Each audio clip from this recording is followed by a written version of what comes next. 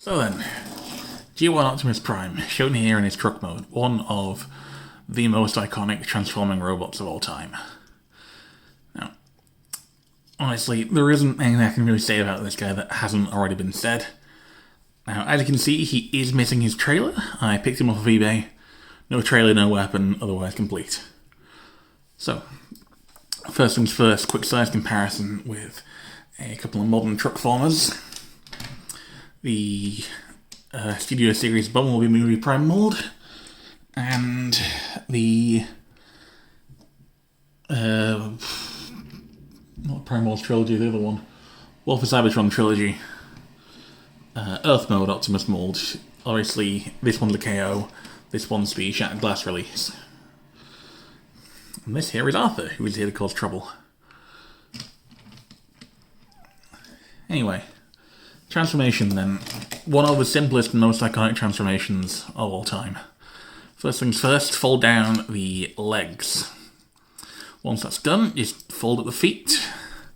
The legs, you'll notice, actually split apart of their own accord, just due to clever engineering. So,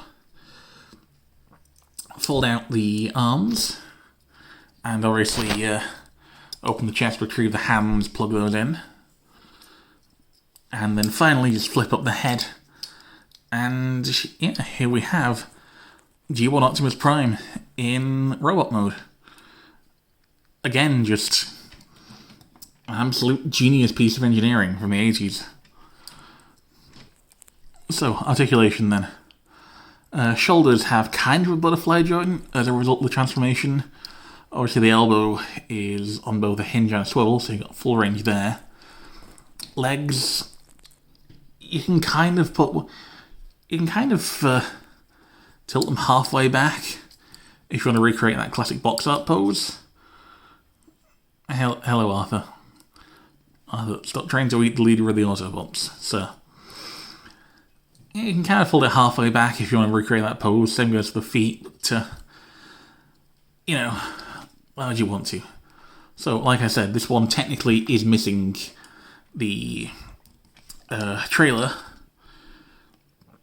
So I can't really talk about the accessories, since he's also, missing the rifle. I mean, technically, the hands here are also accessories. They don't actually store; they just kind of plug onto the headlights for the robot mode. But it's a part of the sequence. These parts form them from inside the chest. They store there perfectly. Look, chest opens, closes. Originally for the little pilot, these are from Diaclone. It's molded originally from the Diaclone line. Along with, I'd say maybe a little under half of the original Transformers stuff. Like, it was just under half Diaclone, just under half Microman. And a bunch of whatever else they get hold of. Like, Shockwave was from one thing, Skylynx was from another, Omega Supreme was from something else. Then, like, Jetfire was from Macross. Roadbuster and Whirl were from something else again. The looked Insecticons. It really was just bits and pieces of all sorts. If you're not familiar with how Transformers is made of a billion other toy lines, I suggest looking into it because it is genuinely quite interesting. So let's just pull these two primes off camera and transform them for a size comparison. Okay, so as you can see, a little bit smaller. What's up, sir? Evie, stop trying to eat the smokestacks. Thank you, madam. So, as you can see, thank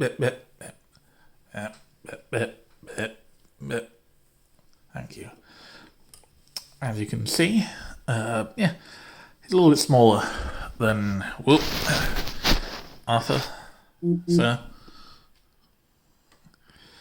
Yeah, he's a little bit smaller than most modern Prime mold, but that's to be expected. Also, for whatever reason, cats just love this guy. I don't know what it is about him. I genuinely don't know what it is. Answers on a postcard. If you know more than me, please. So, there really isn't a whole lot else to say about this guy. I mean, Transformers had like this weird back and forth relationship with fellow 80s transforming robot Toyland GoBots.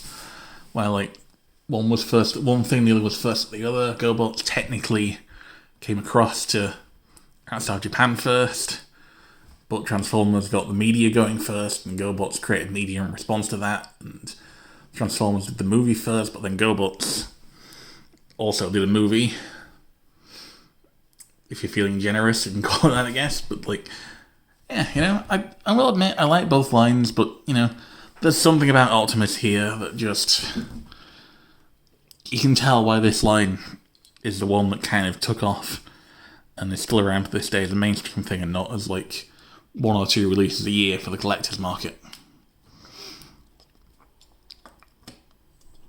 Which, you know, it's one, I mean, thinking about it, Optimus himself usually gets 1 or 2 releases a year for the collector's market. So like, he personally is doing better than GoBots as a brand these days. Don't know why I'm talking about GoBots so much in this video. It's on Optimus Prime here. He's, you know, G1 80s transforming goodness. Anyway. Yeah. This has just been an arbitrary Transformers video. I just wanted to get more of it on the channel, to be honest. See you guys next week. I might keep up with this. I don't know. We'll see. Thank you.